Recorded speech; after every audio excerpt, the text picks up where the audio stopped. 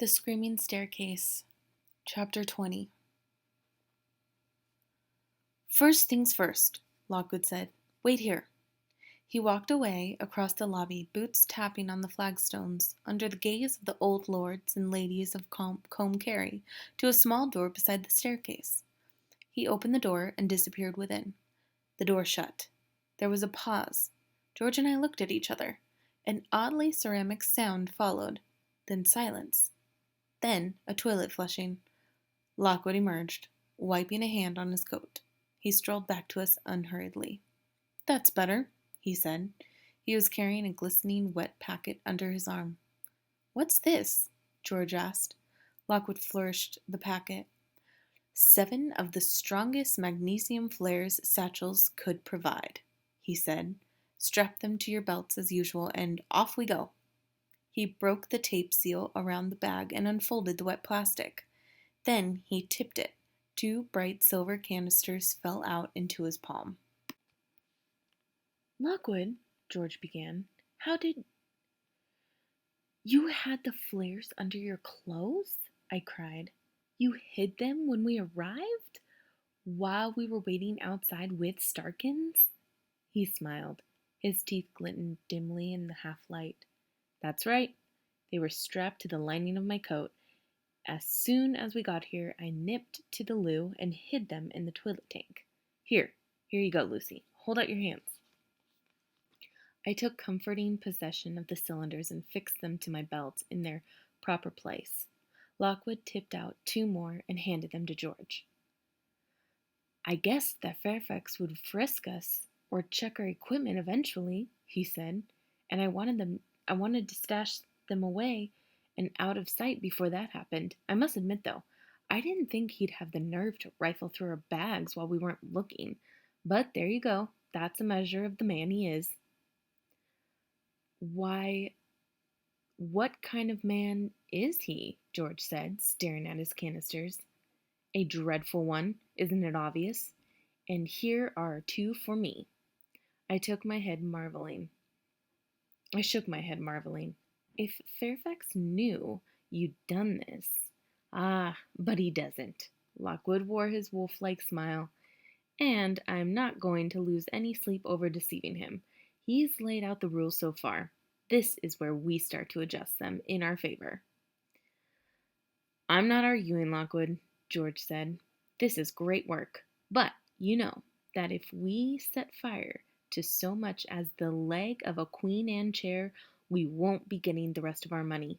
In fact, Fairfax will probably sue us like the Hopes did, so we'll be right back where we started. Oh, he'd sure sue us, all right, Lockwood agreed. But who cares? This Greek fire just might save our lives. Remember what happened to the last group of agents who spent the night here? No one's finding us stone dead on the floor, which brings me to my last little purchase yesterday. He tapped the upturned packet. Out rolled a 7th cylinder, slightly larger than the rest. Like the others, it had a Sunrise Corporation Rising Sun logo stamped on its side, but the paper was dark red instead of white. It had a long fuse at one end.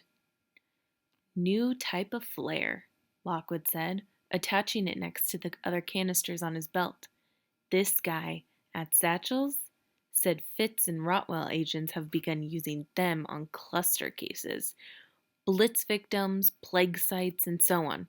It sends out a broad blast wave of silver, iron, and magnesium. We'll have to be far away when it goes up, but it's industrial strength apparently. I hope so. It costs enough. Now, where can I hide this trash? He crumpled the wet packet and stuffed it inside the opening of Fairfax's Hahn vase. Good, he said briskly. Let's get to work. We chose the library as our base of operations. It was close both to the main exit and the door connecting to the safer wing, and its profusion of iron chairs would likely dampen visitor activity. We dragged our bags inside and we set up an electric lantern on one table. Lockwood turned it down low. Well, we've had a quick look around already, he said. Any thoughts? The whole place is heaving with them, I said. George nodded. Particularly the corridor near the red room. Yeah. Did you hear anything, Lucy? In that corridor? A lot of whispering. It was too quiet to make out any of the words, but the voices were wicked, I think. Everywhere else, just silence. But it's a silence that I know is going to break as the night goes on. I gave an apologetic smile. Sorry, that doesn't make much sense, does it? Lockwood nodded. Actually, it does. It's just the same with me. I can sense death glows everywhere, but I can't quite see them yet. What about you, George? I'm not as tuned in as you two, he said, but one thing I have noticed. He unclipped his thermometer and held the reading toward us. When we were in the library with Fairfax, the temperature was 60 degrees. It's down to 50 now. That's dropping fast. It'll go a lot lower yet, Lockwood said. All right, we'll be systematic. We'll map out temperatures and record sensations. Ground floor first, including the staircase, then the cellars. Then we'll take a break. After that, the other floors. The night's long and it's a big house. We stick together at all times. No one wanders off alone for any reason. If you need to take a leak, we all go. Simple as that. No more tea for me then, I said. I was right. The place was heaving with them, and it wasn't long before the ghosts began to show themselves. Thanks to the iron furniture, the library where we started had relatively few paranormal traces, but even here, with the lantern briefly switched off and us standing in the darkness, we started to notice little flecks and threads of light darting across our vision. They were too faint and fleeting to build into a true manifestation, but they were plasmic traces all the same. Following the traditional Fitz technique, George took temperature readings in all four corners and in the center of the room. He noticed them carefully on his floor plan. He noted them carefully on the floor plan. I stood guard with rapier while he did so. Lockwood and I then used our talents to check sensations. We didn't pick up much. The silence blanketed my ears. Lockwood reported some faint illuminations that he guessed were ancient death glows. He seemed more interested in the cheesy theatrical photos on the wall. In the lobby, George's readings gave an average of 50 degrees. The flecks of plasm were noticeably stronger now, shooting around us like fireflies in the dark. Here, too, came the first glimpse of a green-white ghost fog. A haze so subtle that trying to focus on it hurt your eyes. It clung close to the floor and built slowly in the margins of the room. And now the other phenomena began to gather pace. When I concentrated, I began to hear a low-lying crackling sound, like radio static at the far edge of perception.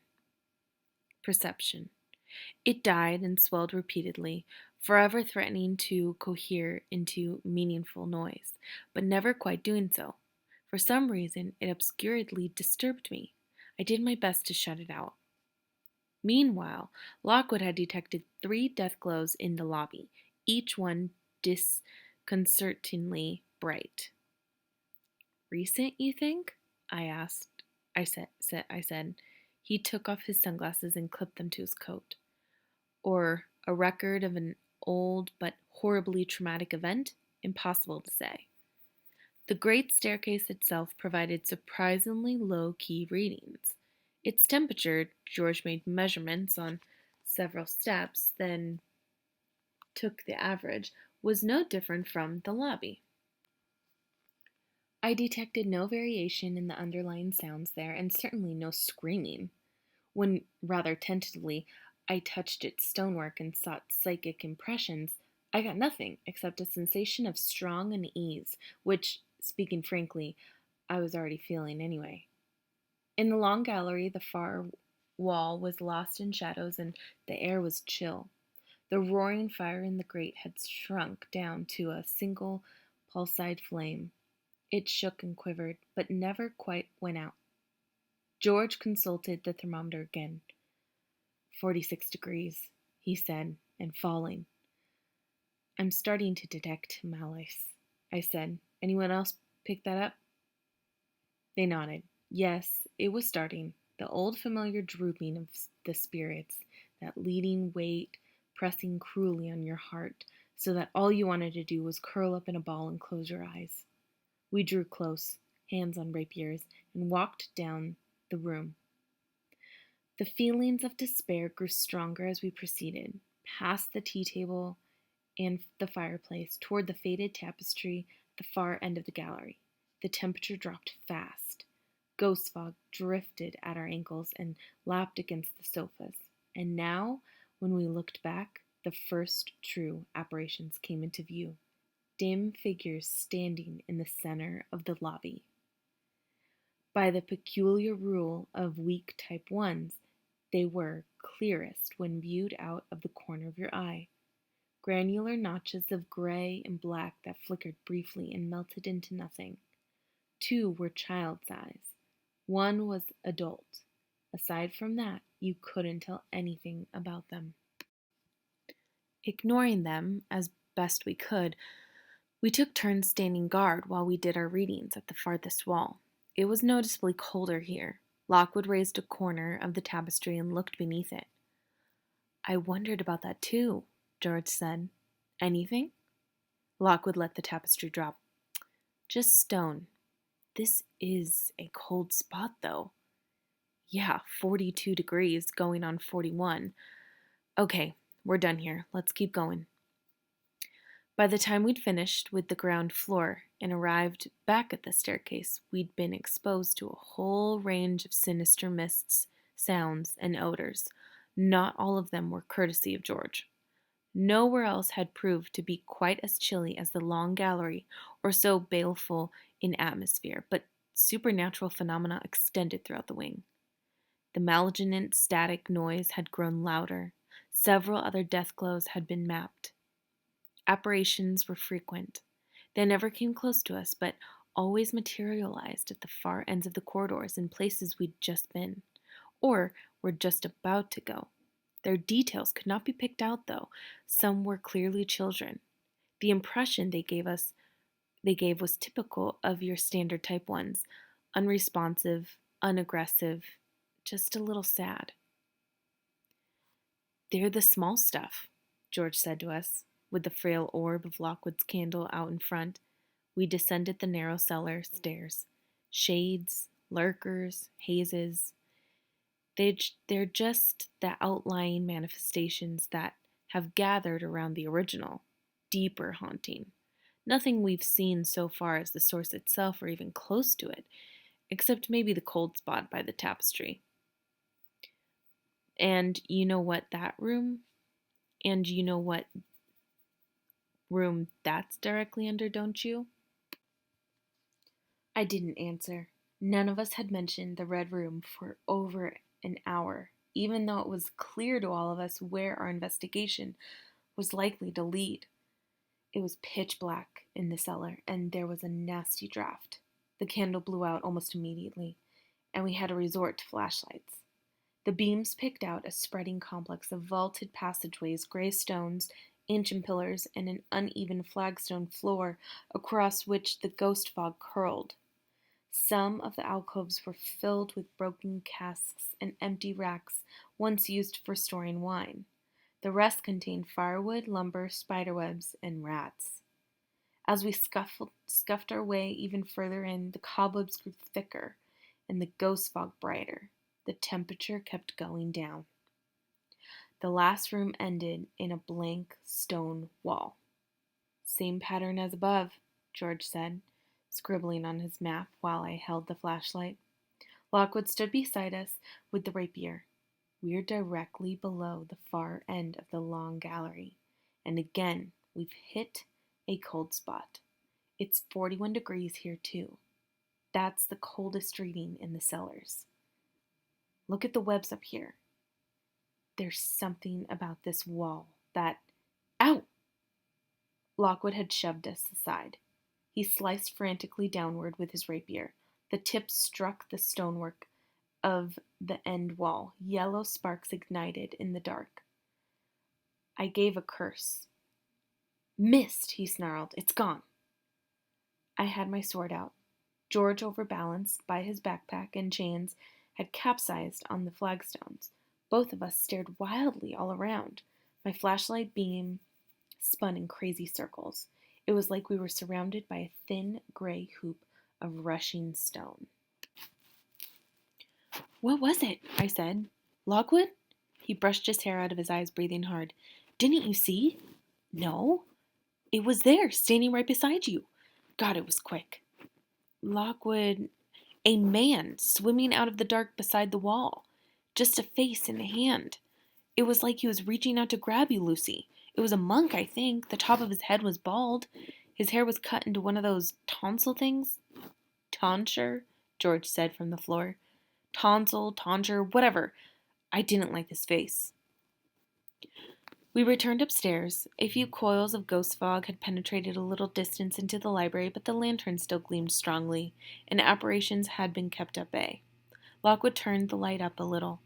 We took off our loops of iron chains to give our backs a rest, laid our flasks and rations out on Fairfax's reading desks, and sat together in silence. It was a little after 10 p.m. For some while, I'd been conscious of a cold weight pressing on my chest, and I took the opportunity to pull the silver glass case out from beneath my coat. A faint blue gleam shone from within. The first time I'd seen the ghost girl's locket give a spectral glow. Clearly, her spirit was still active.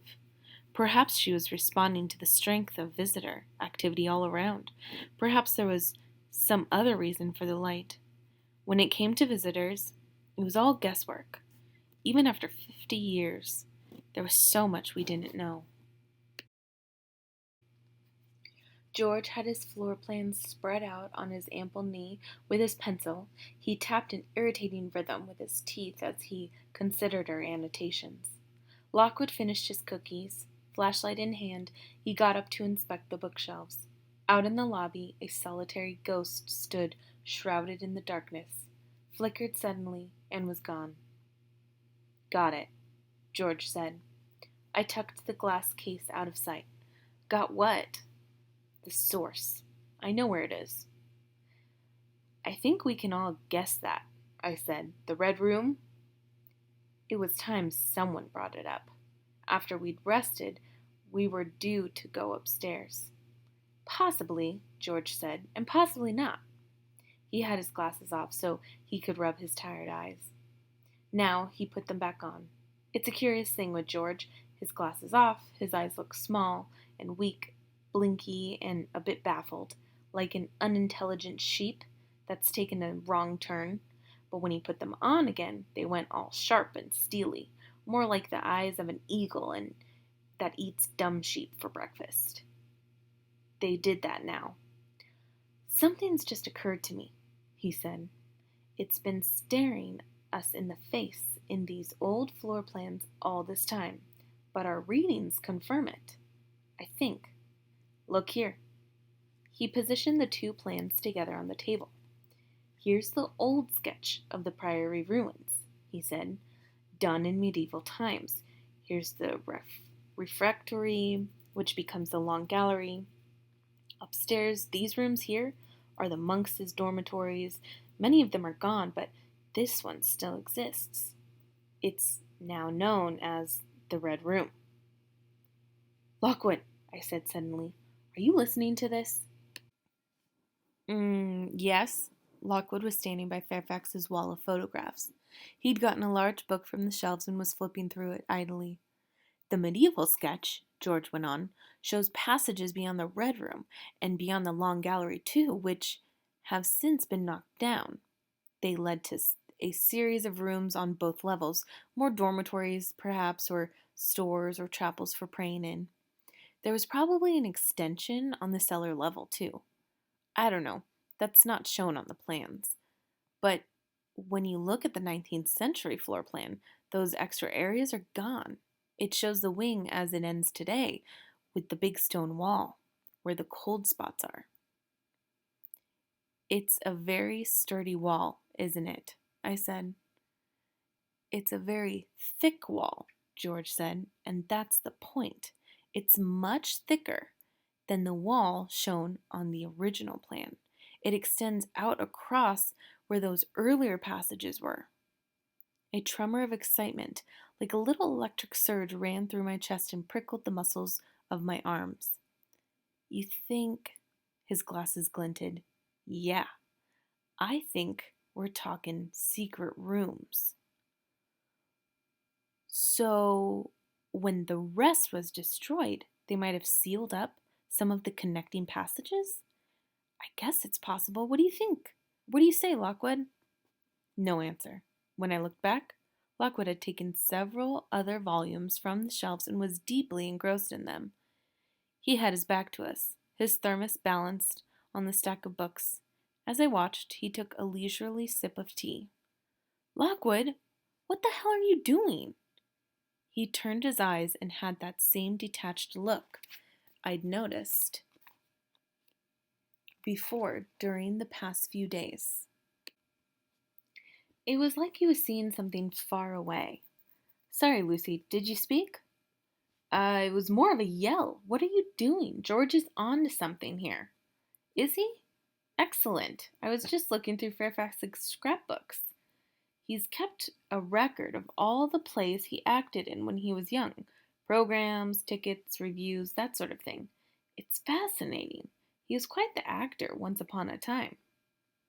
I stared at him. Who cares? Why is that relevant? What's it got to do with us finding the source? Nothing. I'm just trying to put my finger on something. It's close, but it keeps slipping out of reach. A switch flicked in him. His face cleared. And you're right, it's not the priority quite yet. He bounced over, sat down next to us, gave George a friendly slap on the back. You were saying, George, secret rooms in the far wall? Rooms or passages, yes. George adjusted his spectacles. He spoke quickly. You remember Fairfax's story about the doomed Fitz expedition 30 years ago? That settles it for me. 2 agents were found dead in the Red Room. The third one, the boy, vanished. Far as we know, ghosts don't eat their victims. So, where is he? He prodded the floor plan with a stubby finger. Here, somewhere in that unusual thick end wall. He found the entrance and went inside. A visitor, perhaps the visitor, at the heart of all this, got him. He never returned. He's in there still, and I'll bet you 3 of Arif's best chocolate donuts that's where the source is too. We sat looking at the plan in our little pool of lantern light, the sea of ghost fog lapping at its fringes. Lockwood had his head bowed, hands pressed tight together. He was deep in thought. Okay, he said at last. I've got something important to say. It's not about Fairfax's scrapbooks again, is it? I said. No. Listen.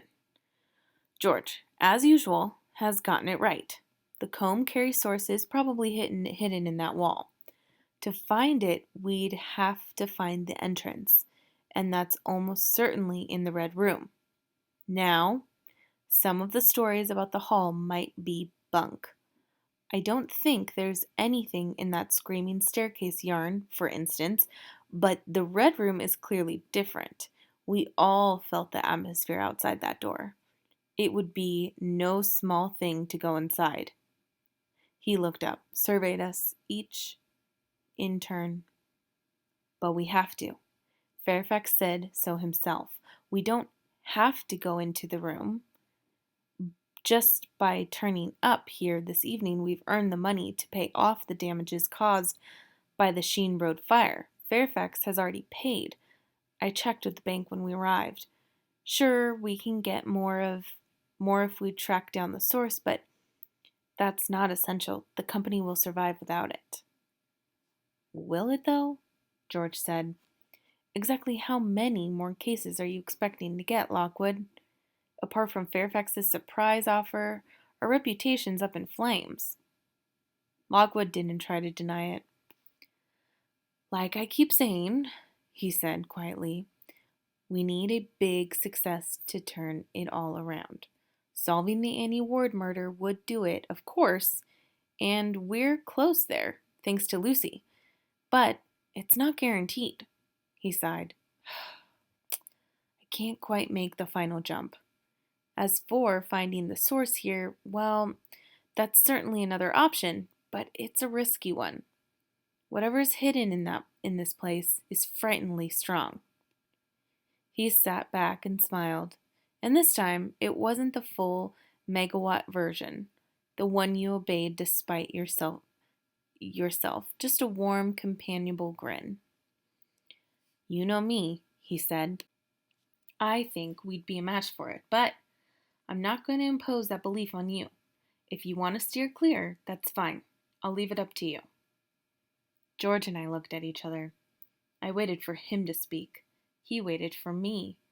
And in my head, the crackling, ghostly static died away, as if the thing had controlled the house, awaited my decision too. Before that evening, I might have held back.